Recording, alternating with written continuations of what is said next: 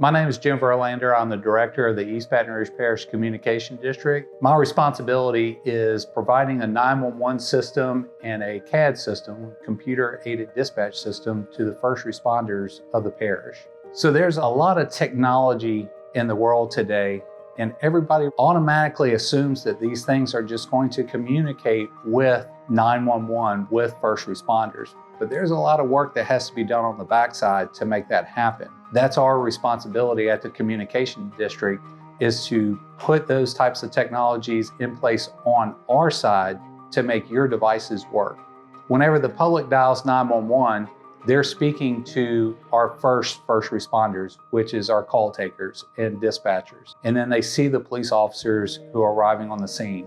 What they don't see is all the hard work that goes into all the different types of systems that we have to put in place to make those things happen by receiving those 911 calls to get those first responders to the public.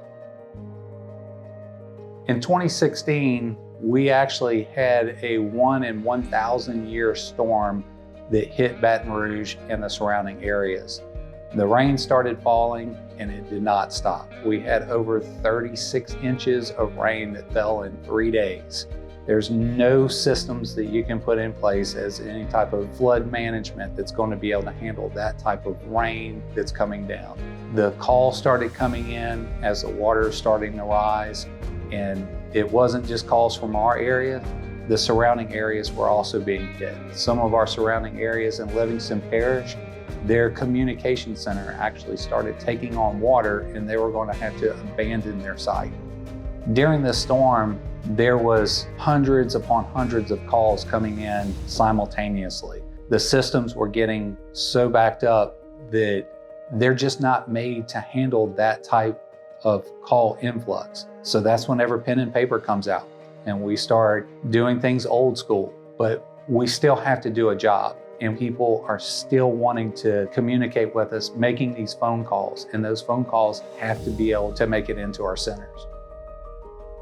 So at the end of the day, it's paramount to make sure that all first responders are able to communicate with each other. So during these events, it's all about technology at that point. It could be making sure that your radios are working. It could be the phone service. It could be the CAD systems themselves still needing internet to be up. Whenever those systems go down, it's painful for all first responders, because then you're flying blind at that point and you're just trying to do the best you can.